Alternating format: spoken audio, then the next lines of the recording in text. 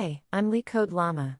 Let's solve today's daily problem challenge, Student Attendance Record 2, together. In this problem, a student can be either absent, late, or present to class. He can get an attendance award if he is absent strictly fewer than 2 days in total, or he is never late for 3 or more consecutive days. We need to find the total number of possible permutations such that he is eligible for the award, given n days. Pause this video and look at the example here when n equals 2. There are 8 possible combinations where he is eligible for the award. The first key observation is that the answer can be very large. The value of n can be up to 100,000. When n is 10,101, notice the answer is already very large. This hints strongly that we cannot possibly create all possible combinations due to this large input size. Otherwise, our solution will be too inefficient. Since we cannot brute force it by creating all possible permutations, maybe we can keep track of key attributes of their current states. Let's see this in the next observation, where these 2 criteria must be met. Let's rewrite it in simpler terms. Firstly, a student can either be absent either 0 times or 1 time, in total. The student can have a late streak of either 0 days, 1 day or 2 days. With this, we can now think of how to represent this using states. We will use these symbols to show absence and late streaks respectively. How many valid states are there on any day, such that the student is eligible for the award? Take some time to think about this. There are 6 valid states in total. Here are all the possible states on any day. The number at the top left corner of each state represents the index, or secret code, that is used to represent each state. This makes it easier to code up our solution later. Remember that these 6 states are possible in each day.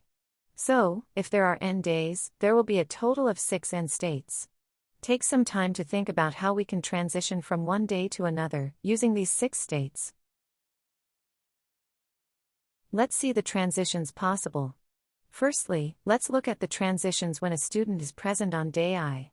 There are these 6 possible transitions from day I-1 to day I. Notice that when a student is present, he breaks any existing late streaks. Secondly, let's look at the transitions when a student is late on day I. There are 4 possible transitions. The student will increase any existing late streak by 1. Finally, let's look at the transitions when a student is absent on day I. There are only these 3 possible transitions. Notice that when a student is absent, he also breaks any existing late streaks.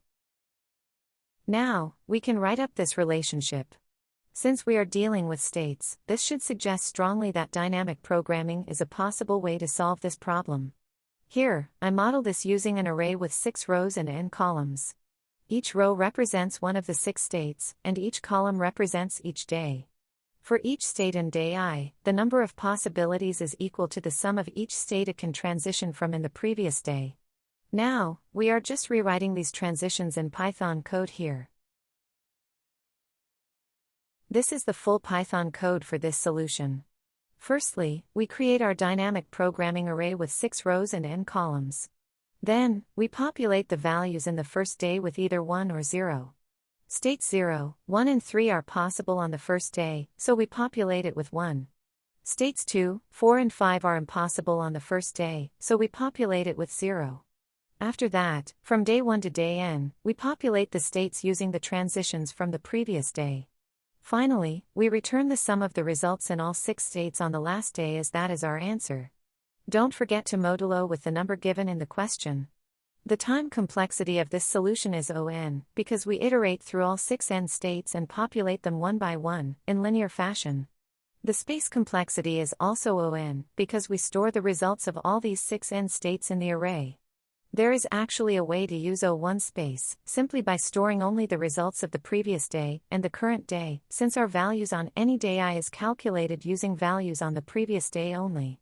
See if you can code this up as a challenge. This is a bottom-up dynamic programming solution. That means we start from day 0 and populate upwards. Can you solve it using top-down dynamic programming, where you start from the last day and recurse downwards? Let us know if you achieve this. Awesome, we have come to the end of problem 2 of this series. If you would like to see solutions in other languages as well, please comment below.